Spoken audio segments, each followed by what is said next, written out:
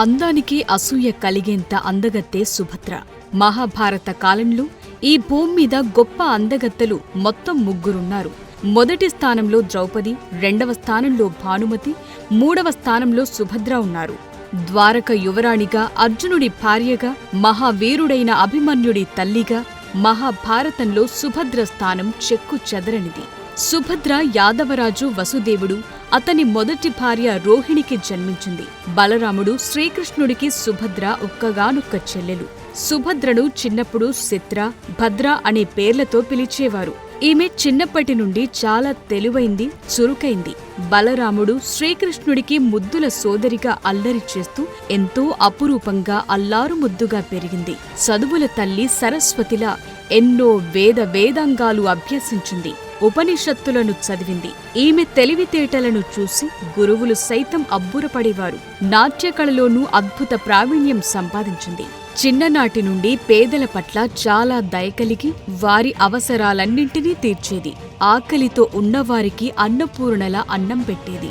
సుభద్ర పెరిగి యుక్త వయసుకొచ్చేసరికి వారి నివాసం మధుర నుండి ద్వారకకు మారింది. ద్వారక యువరాణిలా తన అన్నలైన బలరాముడు శ్రీకృష్ణుడికి రాజ్య సంరక్షణలు అనేక సలహాలు, సూచనలు ఇచ్చేది. బలరాముడు తన చెల్లెలు సుభద్ర ఇచ్చే సూచనలను తూచా తప్పకుండా పాటించేవాడు. అంతఃపురంలో సుభద్ర మాటంటే అందరికీ వేదవాక్కులా ఉండేది. పాండవుల గురించి తన అన్నలు బలరాముడు, శ్రీకృష్ణుడు మాట్లాడుకుంటుండగా విని పాండవ మధ్యముడైన అర్జునుడిపై ప్రేమను పెంచుకుంటుంది. అతని గుణగణాలను, శౌర్య ప్రతాపాలను తెలుసుకుని ఎప్పటికైనా అర్జునుడిని పెళ్లి చేసుకోవాలనుకుంటుంది. అయితే సుభద్రను కౌరవ అగ్రజుడైన దుర్యోధనుడికి ఇచ్చి పెళ్లి చేయాలని బలరాముడు భావిస్తాడు. ఈ విషయం తన చెల్లి సుభద్రకు చెప్పకుండా తన మనసులోనే ఉంచుకుంటాడు. ఇదిలా ఉండగా ద్రౌపది స్వయంవరంలో అర్జునుడు మత్స్యయంత్రాన్ని ఛేదించి ద్రౌపదిని తీసుకుని అర్జునుడు అతని మిగతా సోదరులందరితో కలిసి తాము నివాసముండే ఏకచక్రపురానికొచ్చి తన తల్లి కుంతీదేవితో అమ్మా బహుమతి తెచ్చాను అంటాడు అర్జునుడు. అప్పుడు పూజలో ఉన్న కుంతికి సరిగా వినపడక భిక్ష తెచ్చాడనుకుని 5 అన్నదమ్ములు సమానంగా పంచుకోండి అంటుంది. ఆ తరువాత ద్రౌపదిని చూసి అయ్యో తప్పయిందే, నేను అన్నం తెచ్చాననుకుని 5 సోదరులు పంచుకోమన్నాను, ఒక అమ్మాయిని ఎలా పంచుకుంటారు, అది తప్పు కదా అని మదనపడసాగింది. అప్పుడు అక్కడకు శ్రీకృష్ణుడు వచ్చి ద్రౌపది గత జన్మలు మహాశివుని 5 గుణాలు కలిగిన భర్తను ప్రసాదించమని వరం కోరుకుంది. అప్పుడు శివుడు 5 గుణాలు ఒక్కరిలో ఉండటం అసాధ్యమని చెప్పి ఇంద్రుణ్ణి 5 మూర్తులుగా రూపొందించాడు. ఆ పంచేంద్రియాలే ధర్ముడు, వాయువు, ఇంద్రుడు, అశ్వినులు. వారి ద్వారా ఈ జన్మలు పంచపాండవులు జన్మించారు. కాబట్టి 5 పాండవులు ఒక్క ద్రౌపదిని పెళ్లి చేసుకోవటం తప్పు కాదు, అది విధి అని చెప్పి ద్రౌపదిని పాండవులకు ఇచ్చి పెళ్లి జరిపిస్తాడు. పెళ్లి తరువాత 5 పాండవులు ద్రౌపదితో కాపురం చేయటానికి కొన్ని నియమాలను రూపొందించుకున్నారు. దాని ప్రకారం ఆమె ఒక పాండవునికి 1 సంవత్సరం మాత్రమే భార్యగా ఉంటుంది. ఆమె ఒక పాండవుని దగ్గర భార్యగా ఉన్నప్పుడు ఆమె గదిలోకి అప్పటి భర్తను మాత్రమే అనుమతిస్తారు. మిగతా పాండవులు ఆమె గదిలోకి ప్రవేశించకూడదు. వారి ఏకాంతాన్ని చూడకూడదు. ఒప్పందాన్ని మీరి ఒకవేళ ఎవరైనా వారిని చూస్తే వారు 1 సంవత్సరం పాటు తీర్థయాత్రలు చేస్తూ బయట అరణ్యాల్లో జీవించాలి. అలాగే మన జీవితం చివరి వరకు ద్రౌపది పాండవుల పట్టపురాణిగా ఉంటుంది. ఒకవేళ ఎవరైనా పాండవుడు ఇంకో పెళ్లి చేసుకున్నా ఆమెను ఇంద్రప్రస్థంలోకి తీసుకురాకూడదు. వారిని వారి రాజ్యంలోనే ఉంచాలి. ఈ నియమాలన్నింటికీ కట్టుబడి ఉంటామని పాండవులందరూ వాగ్దానం చేశారు. అయితే ఒకసారి అర్జునుడు బ్రాహ్మణుడికి సహాయం చేయటానికి తన ఆయుధాల కోసం ధర్మరాజు గదికి వెళ్లి అక్కడ ద్రౌపది, ధర్మరాజుల ఏకాంతాన్ని చూసి ఒప్పందాన్ని మీరతాడు. అందుకు 1 సంవత్సరం పాటు తీర్థయాత్రలు చేయాలని నిర్ణయించుకుంటాడు. కోణలు దాటుకుంటూ గంగానదికి చేరి స్నానం చేస్తూ ఉండగా అక్కడ అతన్ని నాగరాజు కౌరవ్య కుమార్తె అయిన ఉలూపి చూస్తుంది. అర్జునుడిని చూసి మోహించిన ఉలూపి తనను పెళ్లి చేసుకోమని వేడుకుంటుంది. అందుకు అర్జునుడు అంగీకరించి ఉలూపిని పెళ్లి చేసుకుంటాడు. ఉలూపి చాలా తెలివైంది, గొప్ప అందగత్తె కూడా. ఆమె అర్జునుడికి నాగశక్తులను బహుమతిగా ఇస్తుంది. అంతేకాక విలువిద్యకు సంబంధించి మాంత్రిక శిక్షణను కూడా ఇస్తుంది. వీరికి ఇరవాణుడు అనే కుమారుడు జన్మించాడు. ఉలుపిని నాగలోకంలోనే ఉండమంటాడు అర్జునుడు. ఎందుకంటే ఇంద్రప్రస్థంలోకి ద్రౌపదిని తప్ప మిగిలిన ఏ భార్యలను తీసుకురాకూడదని పాండవుల నియమం. తరువాత అర్జునుడు తన ప్రయాణాన్ని కొనసాగించి కావేరీ నది పరిసర ప్రాంతంలోని మణిపురం చేరుకుంటాడు. అది ఇప్పటి మణిపూర్ రాష్ట్రం. అక్కడ యువరాణి చిత్రాంగద అర్జునుడిపై మనసు పడగా ఆమెను కూడా పెళ్లి చేసుకుంటాడు అర్జునుడు. తరువాత వీరికి బబ్రువాహనుడు అనే కుమారుడు జన్మిస్తాడు. మణిపురం రాజు చిత్రవాహనుడికి కొడుకులు లేకపోవటం వల్ల చిత్రాంగదకు పుట్టిన బబ్రువాహనుడిని తన రాజ్యానికి రాజును చేస్తానని చెప్పి కూతురుని మనవడిని తనతోనే ఉండమంటాడు. తన కొడుకు బబ్రువాహనుడిని భార్య చిత్రాంగదను మణిపూర్లోనే ఉంచి అర్జునుడు తన తీర్థయాత్రను కొనసాగిస్తాడు. చివరగా ద్వారకను చేరుకుని అక్కడ తన తల్లికి బంధువైన శ్రీకృష్ణుడిని కలుసుకున్న అర్జునుడు తరువాత రైవత పర్వతం వద్ద జరుగుతోన్న ఉత్సవానికి హాజరవుతాడు. అక్కడ ఉత్సవంలో మహా అందగత్తె అయిన సుభద్రను చూసిన అర్జునుడు ఆమె అందానికి ముగ్ధుడై ఎలాగైనా సరే ఆమెను వివాహం చేసుకోవాలని, ఆ అందాల సుందరి ఎవరని శ్రీకృష్ణుడిని అడుగుతాడు. అయితే అర్జునుడి మనసు పసిగట్టిన కృష్ణుడు ఆమె తన సవతి సోదరి సుభద్ర అని, త్వరలో తన అన్న బలరాముడు ఆమెకు స్వయంవరం ఏర్పాటు చేయబోతున్నాడని, ఆమె మనస్సులో ఏముందో, ఎవరినైనా ప్రేమిస్తుందో లేదో తనకు కూడా తెలియదని, ఒకవేళ నీకు తనంటే ఇష్టమైతే క్షత్రియ పద్ధతిలో సుభద్రను ఎత్తుకువెళ్లి వివాహం చేసుకోమని అర్జునుడికి సలహా ఇస్తాడు శ్రీకృష్ణుడు. అప్పుడు అర్జునుడు తన రథాన్ని కొండలపైకి నడిపించి ఉత్సాహంగా వేడుక చేసుకుంటున్న సుభద్ర చేయి పట్టి రథంలోకి లాగుతాడు.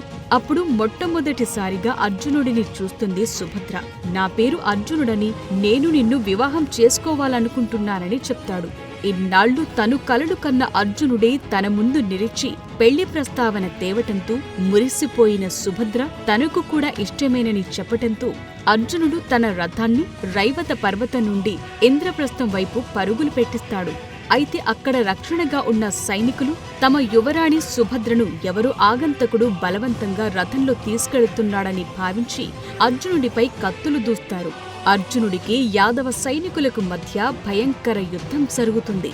మరోవైపు సుభద్ర చెలికత్తెలు తమ యువరాణిని ఎవరో ఆగంతకుడు బలవంతంగా రథంలో తీసుకెళ్తున్నాడని హుటాహుటిన పరిగెత్తి దూరంగా ఉన్న బలరాముడికి తెలియచేస్తారు. కోపంతో ఊగిపోయిన బలరాముడు తన చెల్లెలు సుభద్రను తీసుకెళ్తున్న వాడిని బంధించి తెమ్మని యాదవ వీరులకు చెప్పగా వారంతా అర్జునుడి రథాన్ని వెంబడిస్తారు.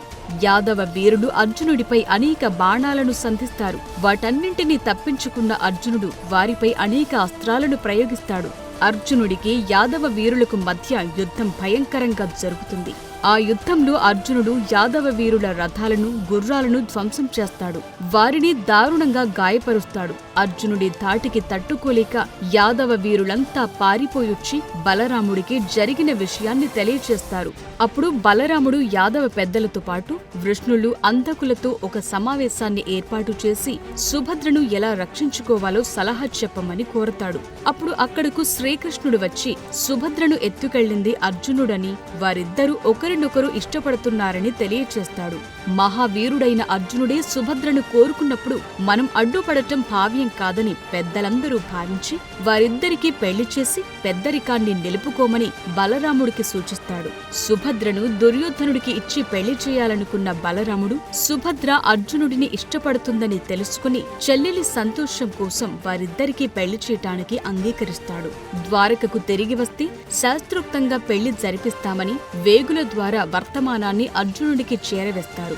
తరువాత అర్జునుడు కూడా తను సుభద్రను పెళ్లి చేసుకోవాలనుకుంటున్నానని మీ అంగీకారం తెలియచేయమని ధర్మరాజుకు ఒక లేఖను పంపగా వీరిద్దరి పెళ్లికి ధర్మరాజు కూడా తన సమ్మతిని తెలియచేస్తాడు. తరువాత అర్జునుడు సుభద్రతో ద్వారక చేరుకుని అక్కడ అందరి సమక్షంలో వైదిక ఆచారాలతో సుభద్రను వివాహం చేసుకుంటాడు. పెళ్లి తరువాత సుభద్రను ఇంద్రప్రస్థంలోకి ఎలా తీసుకెళ్లాలో తెలియక అర్జునుడు మదనపడసాగాడు. భర్త బాధను అర్థం చేసుకున్న సుభద్ర ఎప్పటికైనా పాండవ పట్టమహిషి ద్రౌపదేనని, అర్జునుడి పక్కన మొదటి స్థానం కూడా ద్రౌపదిదేనని, ఆమె తరువతే నేనని, మన వివాహాన్ని ద్రౌపది అంగీకరించుకుంటే నేను ద్వారకలోనే ఉంటానని అర్జునుడికి అనునాయంగా తెలియచేస్తుంది. తనను గోవుల కాపరిగా, ద్రౌపది దాసిగా తీసుకెళ్లమని సలహా కూడా ఇస్తుంది. సుభద్ర అంతరంగాన్ని తెలుసుకున్న అర్జునుడు ద్రౌపది పట్ల సుభద్రకు ఉన్న గౌరవానికి ఆశ్చర్యపోతాడు. సుభద్ర మంచి మనసుకు సంతోషిస్తాడు.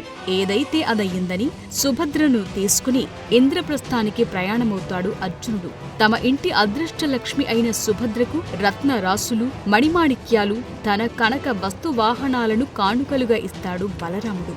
అయితే వాటన్నింటినీ సున్నితంగా తిరస్కరించి సుభద్రను మాత్రమే తీసుకుని బయలుదేరుతాడు అర్జునుడు. ఇంద్రప్రస్థంలో అర్జునుడు సుభద్రలను, కుంతి, ఆమె 4 పాండవులు ఘనంగా స్వాగతిస్తారు. అర్జునుడి పక్కన ఉన్న సుభద్రను చూసి ద్రౌపది ఎవరిని అడగ్గా, ఈమె ద్వారకలో గోవుల కాపరి, ఇంద్రప్రస్థంలో గోవులను కాస్తుందని తెచ్చానని చెప్పి తప్పించుకుంటాడు అర్జునుడు.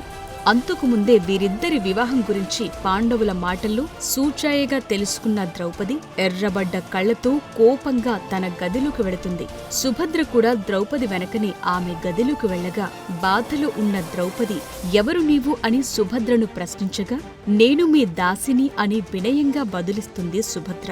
ద్వారక యువరాణి అయ్యుండి సాక్షాత్తు శ్రీకృష్ణుడికి సోదరి అయినా కూడా కొంచెమైనా అహంకారం గాని గర్వం గాని లేకుండా వినయంగా తలవంచుకుని తన ముందు నిలబడ్డ సుభద్రను చూసి ద్రౌపది మనస్సు ఆనందంతో చలించిపోతుంది. ఆప్యాయంగా సుభద్రను దగ్గరకు తీసుకుని కౌగిలించుకుంటుంది. చివరకు అర్జునుడి భార్యగా, తన చెల్లెలిగా సుభద్రను అంగీకరిస్తుంది ద్రౌపది. ఇంద్రప్రస్థంలో సుభద్ర తన అత్త కుంతిని ఎంతో ప్రేమగా చూసుకుంటుంది. ధర్మరాజు, భీముడిని తన బావలుగా, నకుల సహదేవులను తన మరుదులుగా గౌరవంగా చూస్తుంది. ద్రౌపది 5 భర్తలతో కాపురం చేస్తున్నప్పుడు సుభద్ర ఒక్కతే అర్జునుడి దగ్గర ఉండి అతన్ని ఎంతో ప్రేమగా జీవితాంతం చూసుకుంది. సుభద్ర, అర్జునుల అన్యోన్య దాంపత్యానికి గుర్తుగా అభిమన్యుడు జన్మిస్తాడు. ఒకసారి సుభద్ర గర్భవతిగా ఉన్నప్పుడు అర్జునుడు తను నేర్చుకున్న పద్మవ్యూహం గురించి, ఆ వ్యూహంలోకి ఎలా ప్రవేశించాలో సుభద్రకు చెబుతుండగా ఆమె కడుపులో ఉన్న అభిమన్యుడు పద్మవ్యూహంలోకి ఎలా ప్రవేశించాలో వింటాడు. పద్మవ్యూహం నుండి బయటకు ఎలా రావాలో అర్జునుడు చెబుతుండగా సుభద్ర నిద్రపోతుంది. అప్పుడు అర్జునుడు చెప్పటం ఆపేస్తాడు. అలా పద్మవ్యూహ ప్రవేశం గురించి తెలుసుకున్న అభిమన్యుడు అందులోంచి బయటకు ఎలా రావాలో తెలియక మహాభారత యుద్ధంలో మరణిస్తాడు. తరువాత ధర్మరాజు దుర్యోధనుడితో పాచికలాట ఆడి జూదంలో తానోడి తమ్ముళ్లతో సహా ద్రౌపదిని పణంగా పెట్టి ఓడిపోతాడు. అప్పుడు దుర్యోధనుడు తన దాసి అయిన ద్రౌపదిని సభలోకి ఈడ్చుకురమ్మని తమ్ముడిని కోరగా దుశ్శాసనుడు ద్రౌపది జుట్టుపట్టి సభలోకి ఈడ్చుకువస్తాడు. అప్పుడు దుర్యోధనుడు ద్రౌపదిని వివస్త్రను చేయమని చెప్పగా దుశ్శాసనుడు ఆమె చీరలాగుతాడు. ఆ విషయం తెలుసుకున్న సుభద్ర ఎంతో బాధపడి తన అన్న శ్రీకృష్ణుడిని ప్రార్థించి ద్రౌపదిని కాపాడమని కోరుతుంది. సుభద్ర కోరికను మన్నించిన శ్రీకృష్ణుడు చీరను ఇచ్చి ద్రౌపదిని రక్షిస్తాడు. మరలా ధర్మరాజు దుర్యోధనుడితో పాచికలాట ఆడి జూదంలో ఓడిపోయి 12 ఏళ్లు వనవాసం, 1 సంవత్సరం అజ్ఞాతవాసం కోసం అడవులకు బయలుదేరగా అర్జునుడి వెంట సుభద్ర కూడా అడవులకు వస్తానని చెప్తుంది. అయితే అర్జునుడు అందుకు నిరాకరించి సుభద్రను, అభిమన్యుడిని ద్వారకకు పంపిస్తాడు. 13 ఏళ్ల పాటు ద్వారకలోనే ఉన్న సుభద్ర తన సోదరుల సహకారంతో తన కొడుకు అభిమన్యుణ్ణి గొప్ప యోధునిగా తయారు చేస్తుంది. అతనికి అనేక అస్త్రశస్త్రాల ప్రయోగంలో శిక్షణ ఇప్పిస్తుంది. తరువాత తన కొడుకు అభిమన్యుడికి విరాటరాజు కుమార్తె ఉత్తరతో వివాహం జరిపిస్తుంది. వనవాసం, అజ్ఞాతవాసం ముగించుకుని పాండవులు తమ రాజ్యం తమకు తిరిగివ్వమని దుర్యోధనుడి వద్దకు శ్రీకృష్ణుడిని రాయభారం పంపగా అది విఫలమై మహాభారత యుద్ధం అనివార్యమవుతుంది. 13వ రోజు యుద్ధంలో ద్రోణాచార్యుడు పద్మవ్యూహం పన్నుతాడు. త్రిగర్తుల రాజులతో అర్జునుడు యుద్ధభూమికి వేరొక వైపు యుద్ధం చేస్తుంటాడు. అర్జునుడు కాకుండా పద్మవ్యూహాన్ని ఛేదించగలిగే శక్తి కలిగింది అతడి కుమారుడైన అభిమన్యుడికే. అయితే పద్మవ్యూహంలోకి ప్రవేశించిన అభిమన్యుడు హోరాహోరీగా పోరాడి అనేక మంది వీరాధి వీరులను హతమార్చి తిరిగి పద్మవ్యూహం నుండి వెనక్కు రావటం ఎలాగో తెలియక కౌరవ యోధుల చేతిలో మరణిస్తాడు. కొడుకు మరణాన్ని చూసి తట్టుకోలేక ఎంతో విలపించింది సుభద్ర. ఒక గొప్ప యోధుడిని కన్న వీరమాతగా చరిత్రలో నిలిచిపోయింది. మహాభారత యుద్ధంలో తన 100 మంది పుత్రుల మరణంతో తీవ్ర మానసిక క్షోభకు గురైన గాంధారి కోపంతో యాదవ వంశం మొత్తం నాశనమవుతుందని శ్రీకృష్ణుడిని శపిస్తుంది. గాంధారి శాపం గురించి తెలుసుకున్న సుభద్ర తను పెరిగిన ద్వారకా నగరం, తన అన్నలు, వదినలు, బంధువులు సమస్తం గాంధారి శాపం కారణంగా మరణిస్తారని, ఎంతో బాధపడుతుంది. తరువాత హస్తినాపురానికి చక్రవర్తిగా ధర్మరాజు, పట్టపురాణిగా ద్రౌపది పట్టాభిషిక్తులవుతారు. యుద్ధం ముగిసిన 35 ఏళ్ల తరువాత గాంధారి శాపం పనిచేస్తుందని, యాదవ వీరుల నాశనం తప్పదని గ్రహించిన శ్రీకృష్ణుడు అది తను చూడకూడదని భావించి అడవిలోకి వెళ్లి అక్కడ వేటగాడు తన కాలికి వేసిన బాణం కారణంగా అవతారం చాలిస్తాడు. తరువాత బలరాముడు కూడా తన అవతారం చాలిస్తాడు. తోడబుట్టిన అన్నలిద్దరూ మరణించటంతో ఎంతో బాధపడుతుంది సుభద్ర. తరువాత యాదవ వీరులందరూ సాంబుడికి పుట్టిన ముసలం కారణంగా సముద్రపు ఒడ్డున దర్భలతో ఒకరినొకరు దారుణంగా కొట్టుకుని మరణిస్తారు. తన బంధువులందరి మరణవార్త విన్న సుభద్ర పుట్టెడు దుఃఖంలో ఉండి కూడా ద్వారకలో మిగిలిన ఆడవారిని, చిన్నపిల్లలను తీసుకురమ్మని అర్జునుడిని కోరుతుంది. సుభద్ర కోరిక మీద అర్జునుడు ద్వారకా నగరాన్ని చేరుకుని చనిపోయిన యాదవ వీరులకు అంత్యక్రియలు జరిపించి వారి భార్య బిడ్డలను తీసుకుని హస్తినకు తిరుగు ప్రయాణమవుతాడు. అర్జునుడు వారందరినీ తీసుకుని కొంత దూరం రాగానే సముద్రం ఉప్పొంగి ద్వారకా నగరం మొత్తం మునిగిపోతుంది. అలా గాంధారి శాపం కారణంగా శ్రీకృష్ణుడు ఎంతో ఇష్టపడి కట్టించుకున్న ద్వారకా నగరం యావత్తు సముద్రంలో మునిగిపోతుంది. అర్జునుడు తీసుకువచ్చిన యాదవుల భార్య బిడ్డలను ఓదార్చి వారందరూ జీవితాంతం బ్రతకటానికి కావాల్సిన ధన సహాయం చేస్తుంది సుభద్ర. వారందరికీ తగిన ఉపాధిని కల్పిస్తుంది. వారి పిల్లలకు విద్యాబుద్ధులు నేర్పిస్తుంది. 36 ఏళ్లపాటు రాజ్యాన్ని జనరంజకంగా పాలించిన ధర్మరాజు కృష్ణుడు అవతార సమాప్తి చేశాక జీవితం మీద వైరాగ్యం పెంచుకుని పాండవులు మహాప్రస్థానం ప్రారంభిస్తారు. హస్తినాపురం సింహాసనంపై సుభద్ర మనవడు అభిమన్యుడు, ఉత్తరల కుమారుడైన పరీక్షిత్తును, ఇంద్రప్రస్థానానికి కృష్ణుడి మనవడు ప్రద్యుమ్నుడు, ప్రభావతిల కుమారుడైన వజ్రనాభుడికి పట్టాభిషేకం చేసి వారిద్దరి పర్యవేక్షణ బాధ్యతను సుభద్రకు అప్పగించి పాండవులు మహాప్రస్థానం కోసం యాత్ర చేస్తారు. ఆ యాత్రలో అందరికన్నా ముందు ద్రౌపది మరణిస్తుంది. తరువాత నకుల సహదేవుడితో పాటు అర్జునుడు, భీముడు కూడా మరణిస్తారు. ధర్మరాజు ఒక్కడే సశరీరంతో స్వర్గానికి చేరుకుంటాడు. తరువాత కొంతకాలానికి సుభద్ర తన కోడలు ఉత్తరతో కలిసి సన్యాసినులుగా అడవిలోకి వెళ్లి తపస్సు చేస్తూ తమ తనువులను చాలించారు. కొన్ని పురాణ కథనాల ప్రకారం యోగమాయ నంద యశోదల కుమార్తె ఏకాంశగా భూమిపైన అవతరించి కంసుడి చేతిలో మరణించి ఆ తరువాత సుభద్రగా పునర్జన్మ పొందిందంటారు. ఇప్పటికీ పూరీలోని జగన్నాథ దేవాలయంలో తన అన్నలైన శ్రీకృష్ణుడు జగన్నాథుడిగా, బలరాముడు బలభద్ర పాత్రులతో కలిసి సుభద్ర మాతగా పూజలందుకుంటుంది.